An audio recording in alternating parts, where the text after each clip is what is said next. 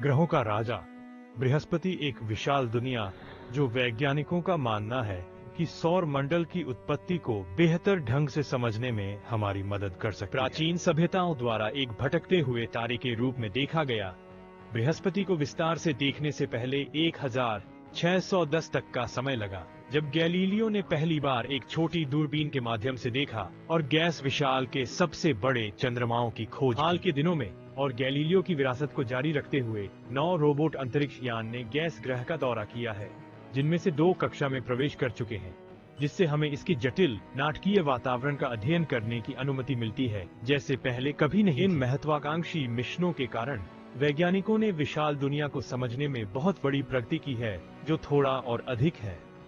लेकिन बृहस्पति अभी भी कई रहस्य समेटे हुए, जैसे रंगीन घूमते बादलों के अपने शानदार टेपेस्ट्री के नीचे क्या है, और भी गहराई में गोता लगाने के लिए इसके मूल में क्या है। क्योंकि बृहस्पति इतना बड़ा है, वैज्ञानिकों को पता है कि यह सौर मंडल की कहानी में बड़े पैमाने पर प्रभावशाली रहा है, और इसलिए हमारे अपने ग्रहों को पूरी तरह से समझने के लिए हमें पहले यह समझना चाहिए कि ग्रहों का राजा कैसे। ऐसा करने के लिए नासा ने जूनो को लॉन्च किया, एक अंतरिक्ष यान जो जुलाई 2016 में बृहस्पति के चारों ओर सफलतापूर्वक कक्षा में प्रवेश किया और कई अन्य चीजों के साथ गैस विशाल के रहस्यमय बादल से ढके इंटीरियर का अध्ययन करने वाला पहला था। पूरा ग्रह अकल्पनीय रूप से बड़ा है।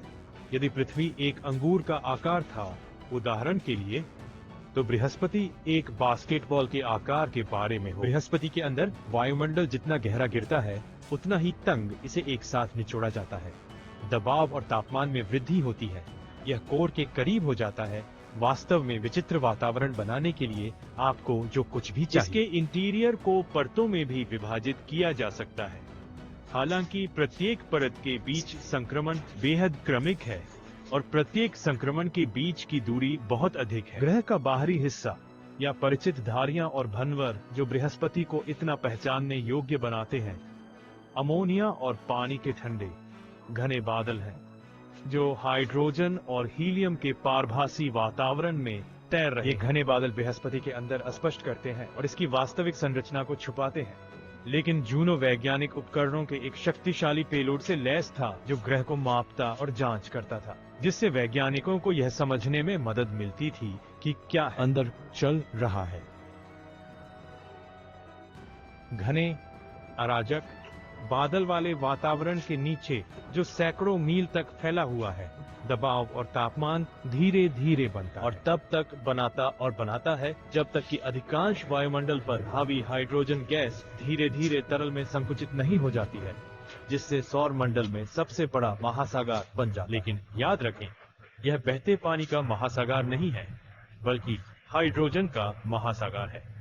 पृथ्वी पर अधिकांश तत्व 3 सामान्य अवस्थाओं, ठोस, तरल और गैस में से एक में मौजूद हैं, और एक तत्व का रूप दबाव और तापमान जैसे बाहरी कारकों पर निर्भर करता है। पृथ्वी पर हाइड्रोजन गैस को कृत्रिम रूप से संपीड़ित किया जा सकता है और तरल बनने के लिए ठंडा किया जा सकता है, लेकिन बृहस्पति के अंदर यह प्रक्रिया स्वाभाविक रूप से अत्यधिक दबाव में होती है, संभवतः पृथ्वी पर समुद्र तल पर दबाव का 500,000 गुना, और अत्यधिक तापमान के तहत संभवतः 1700 डिग्री सेल्सियस या 3100 डिग्री फ़ारेनहाइट। आप कल्पना कर सकते हैं कि यह तेजी से भारी कोहरे के माध्यम से डूबने जैसा है, जो गीला हो जाता है, और जितना आगे आप डूबते हैं, तब तक गीला और गीला हो जाता है, जब तक कि आप खुद को अंततः एक तरल में तैरते हुए नहीं। बृहस्पति का विशाल महासागर और भी विचित्र हो जाता है, हालांकि यह जितना गहरा गिरता है, क्योंकि ग्रह के केंद्र की ओर शायद आधे रास्ते की गहराई पर तरल हाइड्रोजन तरल धातु की तरह अधिक कार्य करना शुरू कर दे। यह असाधारण घटना लगातार बढ़ते दबाव के कारण होती है, जो इस गहराई पर पृथ्वी पर समुद्र तल पर वायुमंडलीय दबाव का लाखों गुना है। तरल हाइड्रोजन परमाणुओं को इतनी कसकर निचोड़ती है कि उनके इलेक्ट्रॉन मुक्त हो जाते हैं। ये इलेक्ट्रॉन तब पूरे तरल में प्रवाहित हो सकते हैं, जिससे एक विद्युत प्रवाह उत्पन्न होता है, जो एक तेज घूर्णन के साथ संभवतः बताता है कि बृहस्पति के पास इतना शक्तिशाली चुंबकीय क्षेत्र क्यों है। इस भारी दबाव के तहत तापमान भी बढ़ जाता है, जो 10,000 डिग्री सेल्सियस या 18,000 डिग्री फ़ारेनहाइट तक पहुंच जाता है। तरल धातु हाइड्रोजन कहा जाता है, यह अजीब महासागर संभवतः बृहस्पति के अधिकांश इंटीरियर को भरता है, जो दृढ़ता से अपने रहस्यमय कोर को घेरता है। एक कोर जो पृथ्वी पर समुद्र तल पर अनुमानित 100 मिलियन गुना वायुमंडलीय दबाव के तहत मौजूद है। बृहस्पति को मापने और जांच करने के वर्षों के बाद जूनो ने गैस विशाल के कोर के बारे में कुछ आश्चर्यजनक खोज की, कुछ ऐसा जो अप्रत्याशित था। बृहस्पति का कोर फजी है। जूनो के ग्राउंड ब्रेकिंग डेटा को पृथ्वी पर वापस भेजे जाने से पहले वैज्ञानिकों ने सोचा था कि केंद्र में पृथ्वी के आकार के बारे में एक कॉम्पैक्ट घनी वस्तु होगी जो सिलिकेट रॉक और लोहे जैसे भारी तत्वों से बनी। गैस दिग्गजों को मूल रूप से चट्टानी या बर्फीले निकायों के रूप में माना जाता है, जो समय के साथ अपने मोटे वायुमंडल को जमा करते हैं, और यह अभी भी बृहस्पति के लिए मामला हो सकता है।